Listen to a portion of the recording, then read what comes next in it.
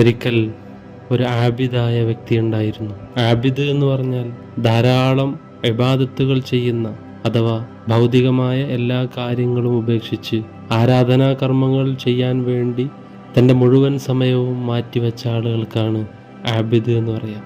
ധാരാളം ഇബാദത്തുകൾ ചെയ്യുന്ന ആ വ്യക്തി എപ്പോഴും അള്ളാഹുവിനോട് ചോദിക്കുമായിരുന്നു, അള്ളാഹുവേ, എനിക്ക് ഇബ്ലീസിനെ ഒന്ന് കാണിച്ചു തരണേ.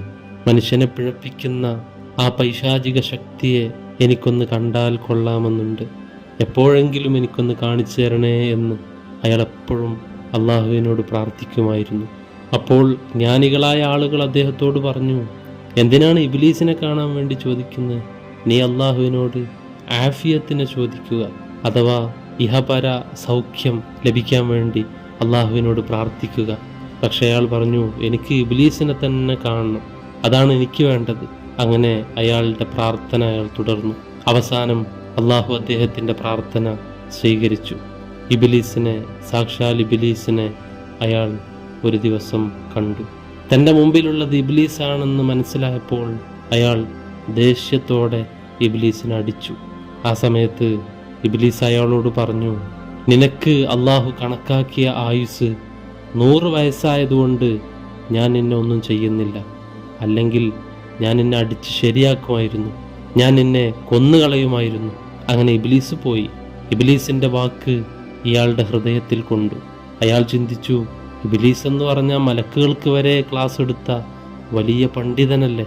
എനിക്കറിയാത്ത പല അറിവുകളും ഇബ്ലീസിൻ്റെ കയ്യിലുണ്ട്. അതുകൊണ്ട് തന്നെ ഇബ്ലീസ് പറഞ്ഞത് ശരിയാകാൻ വഴിയുണ്ട്.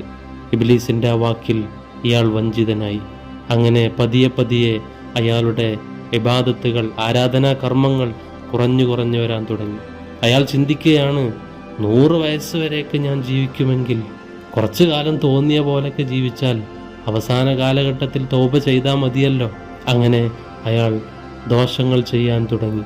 ദോഷങ്ങൾ വർദ്ധിക്കുകയും ആരാധനാ കർമ്മങ്ങൾ കുറയുകയും ചെയ്തപ്പോൾ അയാൾ ഒരു തനി തമ്മാടിയായി മാറി. അവസാനം അയാൾക്ക് ഒരു ദോഷിയായിക്കൊണ്ട് ഈ ലോകത്ത് നിന്ന് വിട പറയേണ്ടി വന്നു. ഈ കഥയിൽ നിന്ന് നമുക്ക് 2 പാഠങ്ങളുണ്ട്. ഒന്ന്, മനുഷ്യരിൽ നിന്നും ജിന്നുകളിൽ നിന്നുമുള്ള പിശാച് ഒരിക്കലും നമ്മെ നന്മ കൊണ്ട് ഉപദേശിക്കൂല. ഒരിക്കലും അവർ നമുക്ക് നന്മ ആഗ്രഹിക്കൂല. അതുകൊണ്ട് തന്നെ അവരുടെ വാക്കുകളിൽ നാം ഒരിക്കലും വഞ്ചിതരാവരുത്. രണ്ടാമത്തെ കാര്യം, പ്രപഞ്ചനാഥൻ നമുക്ക് നമ്മുടെ ആയുസ് എത്രയാ എന്ന് വെളിപ്പെടുത്തി തന്നിട്ടില്ല. അതിൻ്റെ പിന്നിലുള്ള രഹസ്യം, എന്നാണ് നാം ഈ ലോകത്ത് നിന്ന് വിട പറയുന്നത് എന്നറിയാത്തത് കൊണ്ട് തന്നെ എപ്പോഴും അത് സംഭവിക്കാം എന്ന ഒരു ഭയം നമ്മുടെ ഉള്ളിലുള്ളത് കൊണ്ട് തന്നെ വളരെ നല്ല ജീവിതം നയിക്കാൻ നാം ശ്രമിക്കും.